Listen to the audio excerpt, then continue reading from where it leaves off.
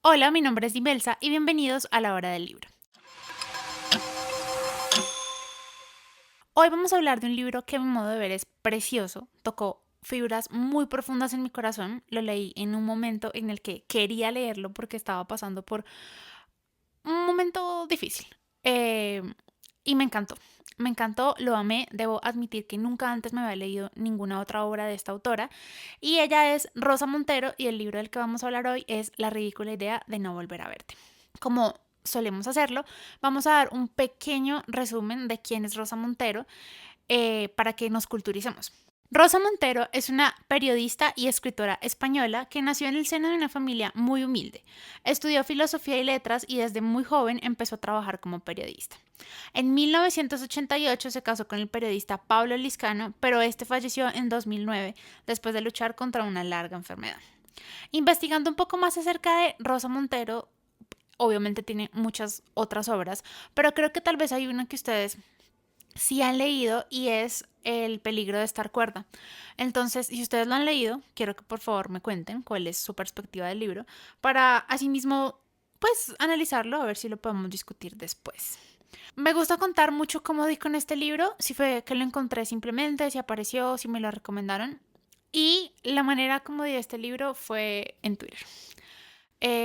Nadie me recomendó este libro. Un día simplemente estaba haciendo scroll en Twitter y vi un tweet de una persona que decía que cuando uno estaba atravesando por un duelo, este era un libro que uno debería leerse o pues que podría leerse como en esa etapa. Y el año pasado mi abuelita falleció en marzo y fue un golpe muy duro para mi familia y para mí.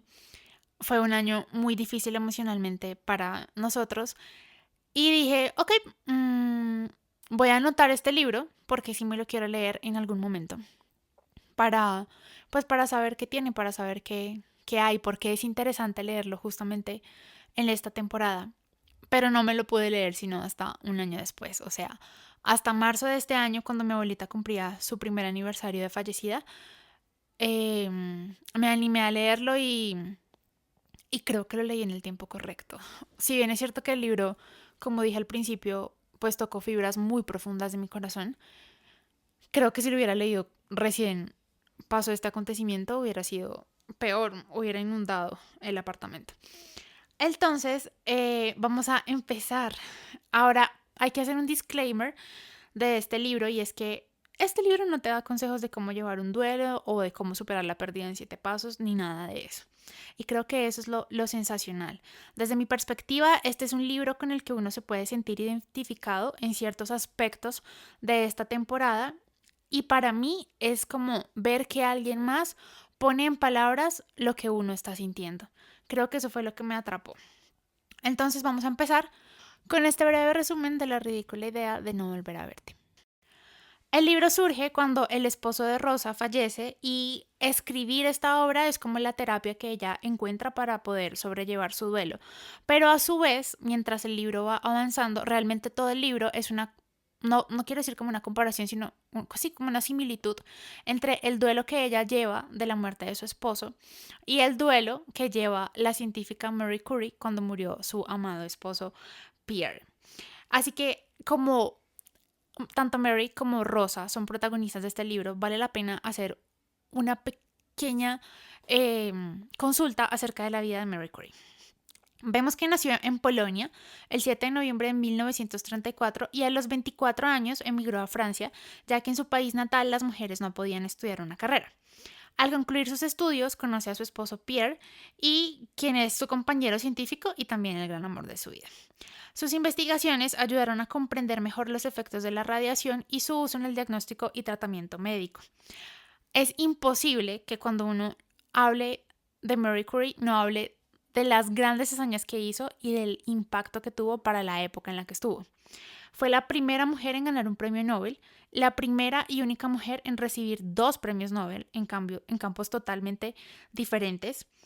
Y lo sorprendente de esta mujer, tal como lo menciona Rosa en su libro, es que la magnitud profesional de Marie Curie fue una absoluta rareza en una época en la que las mujeres no les estaba permitido hacer casi nada. No voy a ahondar más en la biografía de esta importante científica porque más adelante voy a hablar de otro libro en el cual la mencionan bastante, entonces pues vamos a mantenerlo ahí. La manera en la que Rosa aborda este libro es como confesando que ella inicialmente estaba escribiendo otra novela totalmente diferente en la cual llevaba 2 años trabajando. Sin embargo, ella confiesa que fue una novela en la que tal vez ella no sintió mucha conexión cuando la estaba escribiendo, aunque admitía que tenía como un pálpito, un sentimiento de que podía ser una novela muy buena. Sin embargo, tal vez esta novela no surgió como se esperaba porque fue una novela que empezó a escribir, o sea, que surgió durante los meses de enfermedad de su esposo y tal vez era como un lugar al que no quería volver, unos sentimientos que no quería recordar. Entonces, cuando ya estaba como en este dilema, recibe un correo con una propuesta para hacer como un prólogo del diario de Marie Curie para una colección de libritos, así tal cual lo menciona ella en el libro. Sin embargo, ese corto diario de Marie Curie tiene más de, o sea, un poquito más de 20 páginas, escrito a lo largo de los 12 primeros meses del fallecimiento de su esposo Pierre, captó totalmente la atención de Rosa. Fue algo que la cautivó. Así, con ese, o sea, como con ese impacto que tuvo por primera vez, empezó su investigación y las ganas de querer contar la historia de esta gran mujer, pero a su manera. Hay que resaltar dos cosas y primero es la capacidad de Marie Curie para plasmar su dolor en un diario, o sea, para poder llevarlo, no sé si era día a día, mes a mes, pero, o sea, tomarse el tiempo para poder hacer eso en medio de un dolor es admirable. Y que además la manera en la que lo escribía, porque el libro de la ridícula idea de no volver a verte, tiene varios fragmentos de este diario, o sea, cuando Mary escribió esto, de verdad tenía un muy buen hilo conductor. Eso es a destacar. Bueno, ya, o sea, y es a destacar no porque uno crea que no fuera capaz de eso, o sea, ya vimos que era capaz de eso y mucho más. Es, es eso, la capacidad de plasmar su dolor y por otra parte, la habilidad de Rosa de poner esas palabras en tiempos y ánimos de hoy en día, de poder hacer una similitud con lo que ella, con todo eso que ella también tiene adentro. Creo firmemente que el duelo se lleva de diferentes maneras porque finalmente pues somos personas y todos somos diferentes, somos mundos diferentes. eh, la manera en la que yo lo llevé no fue la misma manera en la que, bueno, en la que lo llevé y lo sigo llevando. No es la misma manera en la que veo que mi familia lo está llevando. Ese primer año creo que prácticamente no hubo un día en el que no llorara y mi esposo es testigo de eso. Tenía el tío que no lloraba, el tío que tal vez trataba como de suprimirlo. Tenía mi mamá llorando, mis tías llorando. Y no solamente fue como esas cosas, ver de verdad estas etapas en diferentes personas, uno se da cuenta de la manera en la que otros lo llevan, incluso con mis mismas abuelas. Eh, Creo que toda la familia también pudo ver como la pérdida de sus hijos, la lloraron hasta el último de sus días. Entonces esto es algo que resalta la autora. Y sobre todo critica mucho que cuando una persona tiene este tipo de pérdidas, la gente siempre suele decir como Pepito no se ha recuperado de la pérdida de fulanita y hablar como de recuperarse como si fuera una enfermedad de la que uno tiene que quitarse y un día de la nada simplemente como que deja de sentir. Y la autora dice como que de hecho la vida es tan tenaz, tan bella, tan poderosa que incluso desde los primeros momentos de la pena te permite gozar de instantes de alegría, el deleite de una tarde hermosa, una risa, una música, la complicidad con un amigo, pero al mismo tiempo la pena también sigue su curso. Y eso es lo que nuestra sociedad no maneja bien. Critica que es como que tampoco nos permitimos sentir mucho, porque sentimos algo y es como que ya tenemos que ocultarlo, hay que suprimir ese sufrimiento.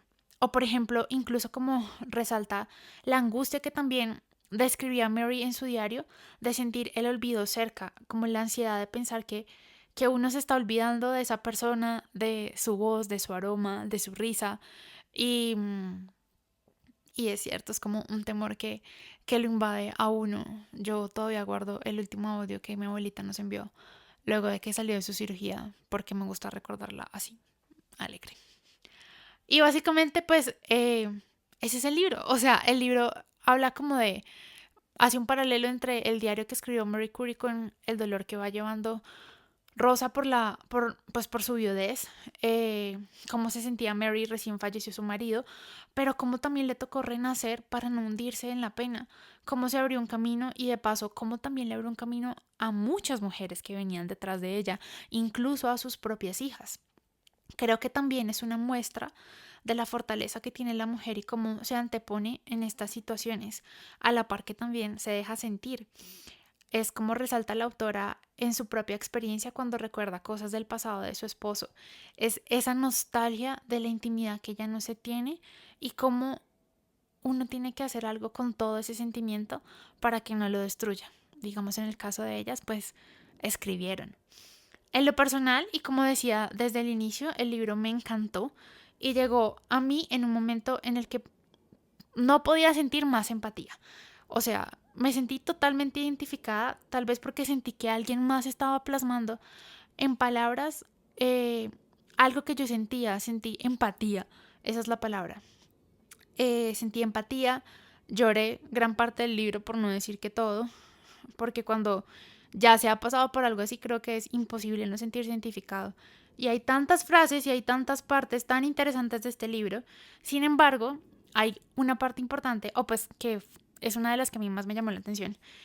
Y es un fragmento que voy a leer, pues ha sido uno como de los que más me dolió cuando, cuando lo leí. Y viene directamente del diario de Mary. Dice, 1 de mayo de 1906. Antes de leer, hay un paréntesis que quiero hacer y es que hay unas palabras en francés. Entonces vamos a obviar esa pronunciación. 1 de mayo de 1906. Pierre mío, cuánto me aflige todo en esta casa que tú has dejado. El alma de la casa se ha ido. Todo está triste, desolado y privado de sentido. Te pusimos en el ataúd el sábado por la mañana y yo sostuve tu cabeza mientras lo hacíamos. A que tú no habrías querido que nadie más sostuviera esa cabeza. Te besé, Jax también y también André. Dejamos un último beso sobre tu cara fría, pero tan querida como siempre. Luego algunas flores dentro del ataúd y el pequeño retrato mío de joven estudiante aplicada, como tú decías y que tanto te gustaba. Ese es el retrato que debía acompañarte en tu tumba, porque era el retrato de aquella a la que tú habías escogido como compañera. Aquella que tuvo la suerte de gustarte tanto que no dudaste en ofrecerle compartir tu vida, a pesar de que no la habías visto más que unas cuantas veces. Y a menudo me decías que había sido la única vez en tu vida que actuaste sin dudarlo, puesto que tenías la absoluta convicción de hacer lo correcto. Pierre mío, creo que no te equivocaste. Estábamos hechos para vivir juntos, y nuestra unión debía producirse, solo que por desgracia tendría que haber durado mucho más. Tu ataúd se cierra tras un último beso y no te vuelvo a ver. No permito que lo recubran con el horrible paño negro. Lo cubro de flores y me siento al lado. Hasta que se lo llevaron apenas me moví. Quiero decir aquí qué sensación tuve. Estaba sola con tu ataúd y puse mi cabeza en él, apoyando la frente y a pesar de la inmensa angustia que sentía, te hablaba. Te dije que te amaba y que te había amado siempre con todo mi corazón. Te dije que tú lo sabías y que te había ofrecido mi vida entera. Te prometí que jamás daría a ningún otro el lugar que tú habías ocupado en mi vida y que trataría de vivir como tú habrías querido que lo hiciera. Y me pareció que de ese contacto frío de mi frente con el ataúd me llegaba algo parecido a la serenidad y la intuición de que volvería a encontrar el ánimo de vivir. Era una ilusión o quizá una acumulación de energía que provenía de ti y que al condensarte dentro del ataúd cerrado me llegaba con el contacto, como una acción benefactora de tu parte. Vienen a buscarte. Entristecida concurrencia, los miro, no les hablo. Te acompañamos a Sux y te vemos bajar por el agujero grande y profundo que debe acoger tu último reposo. Luego el terrible desfile de gente se ofrecen a llevarnos. Jax y yo volvemos, queremos verlo hasta el final. Rellenan la fosa, colocan los ramos de flores, todo ha terminado. Pierre duerme su último sueño bajo tierra. Es el fin de todo, todo, todo. ¿A qué hice bien, Pierre mío? Evitando en torno a tu cortejo fúnebre el ruido y las ceremonias que detestabas. Preferiste, estoy segura, irte así, sin revuelo, sin demostraciones vanas, sin discursos. Siempre te gustó la calma, y los 2 últimos días en Saint-Remy me dijiste una vez más que esa tranquilidad te sentaba bien. No sé cómo fueron la tarde y la noche. A la mañana siguiente se lo conté todo a Irene, que estaba en casa de Perrin.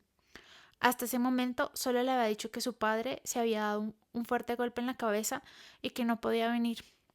Ella reía y jugaba al lado mientras nosotros velábamos a su padre muerto. Cuando se lo dije, quise hacerlo yo misma, era mi deber de madre. Al principio no lo entendió y dejó que me marchara sin decir nada, pero luego al parecer lloró y pidió vernos. Lloró mucho en casa, luego volvió a irse a casa de sus amiguitos tratando de olvidar. No quiso saber ningún detalle y al principio tenía miedo de hablar de su padre. Abría mucho los ojos, turbada ante la ropa negra que llevábamos puesta. La primera vez que volvió a dormir en casa, en mi cama, se despertó por la mañana y medio dormida, buscándome con el brazo, dijo con voz quejumbrosa: ¿A que no está muerto? Ahora no parece que piense en ello. Sin embargo, ha reclamado el retrato de su padre que alguien había quitado de la ventana de su habitación. Hoy, al escribirle a su prima Madeleine, no ha hablado de él. Pronto lo olvidará completamente. Y por lo demás, ¿sabía lo que era su padre? Pero la pérdida de ese padre pesará sobre su existencia y nunca sabremos el daño que esa pérdida habrá causado. Porque yo soñaba, Pierre mío, y te lo dije a menudo, que esa niña se parecía tanto a ti por la reflexión grave y tranquila. Pronto se convertiría en tu compañera de trabajo y te debería lo mejor de sí misma. ¿Quién le aportará lo que tú podrías haberle dado? La llegada de Joseph y Bronia son buenos, pero se habla demasiado en esta casa. Se nota que ya no estás, Pierre mío. Tú que detestabas el ruido. Irene juega con sus tíos. Eve, que durante todo lo ocurrido correteaba por casa con una alegría inconsciente, juega y ríe. Todo el mundo habla. Y yo veo los ojos del Pierre de mi alma sobre su lecho de muerte y sufro. Y me parece que el olvido ya viene, el horroroso olvido, que aniquila hasta el recuerdo del ser amado, y mi tristeza aumenta y me sumo en la contemplación de esa visión interior. Ahora la casa está más tranquila. Jax y Joseph se han ido. Mi hermana se irá mañana. A mi alrededor todos se olvidan. En cuanto a mí, tengo momentos de una casi completa insensibilidad y lo que me sorprende mucho es que a ratos puedo trabajar. Pero los momentos de calma son raros, y tengo sobre todo este sentimiento obsesivo de desamparo, con momentos de angustia y también una inquietud, y a veces la idea ridícula de que todo esto es una ilusión y que vas a volver. ¿No tuve ayer, al oír cerrarse la puerta, la idea absurda de que eras tú? Con mi hermana quemamos tu ropa del día de la desgracia. En un fuego enorme, arrojó los jirones de tela recortados con los grumos de sangre y los restos de sesos. Horror y desdicha. Beso de lo que queda de ti, a pesar de todo. Querría embriagarme con mi dolor, apurar la copa para que cada uno de tus sufrimientos repercute en mí hasta estallar mi corazón. Por la calle camino como hipnotizada sin percatarme de nada. Yo no me mataré, ni siquiera tengo el deseo de suicidarme. Pero entre todos esos coches, ¿no habrá uno que me haga compartir la suerte de mi amado? La mañana del domingo después de tu muerte fui por primera vez al laboratorio con Jax. Intenté tomar una medida para una curva de la que cada uno habíamos trazado algunos puntos, pero al cabo de un rato sentí la imposibilidad de continuar. En el laboratorio había una tristeza infinita y parecía un desierto. Luego regresé y me di mucha prisa con los ayudantes de Pierre. He hecho también algunos cálculos para esclarecer las últimas notas de tu cuaderno de laboratorio relativas a la dosificación de la emanación y me he ocupado de la curva de desintegración de esta. Todo varía según el momento. Hay momentos en los que me parece que no siento nada y que puedo trabajar. Luego la angustia regresa con el desánimo. Me ofrecen sucederte, Pierre mío, en tu curso y en la dirección del laboratorio. He aceptado. No sé si está bien o mal. Tú solías decirme que te habría gustado que yo diera un curso en la Sorbona. Yo querría al menos hacer el esfuerzo de continuar con las investigaciones. A veces me parece que así me será más fácil vivir. Otras me parece que estoy loca por embarcarme en esto. ¿Cuántas veces no te habré dicho que en el caso de que ya no te tuviera conmigo, probablemente no trabajaría? Yo depositaba en ti todas mis esperanzas científicas. Y mira, me atrevo a continuar sin ti. Tú me decías que no debía hablar así y que habría que continuar como si nada. Pero ¿cuántas veces no me has dicho tú mismo que si ya no me tuvieras contigo, quizá trabajarías todavía, pero que no serías más que un cuerpo sin alma? ¿Y a dónde encontraré yo un alma si la mía se ha ido contigo? Y así, muchos otros eh, días en los que ella escribe son así de profundos, son así de nostálgicos, evidentemente. y es apasionante. La verdad es que leer el libro es apasionante. Yo me esperé un poquito para poder hablar del libro medianamente con calma. Entonces de verdad que es un libro que, ay, que recomiendo mucho, que en serio, gracias a esa persona que lo publicó por Twitter y, y lo recomendó para como esa temporada de vida, pero no es ley que tengan que leérselo solamente si están atravesando una pérdida. De verdad que tal vez leerlo sin estar atravesando por un momento así también puede dar otra perspectiva. Entonces me encantaría que lo leyeran, que me contaran qué les parece, qué opinan de este tipo de libros como tan personales, tan propios, y que me sigan recomendando otros, porque sé que hay mucho material más para poder seguir hablando. Entonces, esta fue la hora del libro. Gracias por acompañarme y nos vemos en el próximo libro.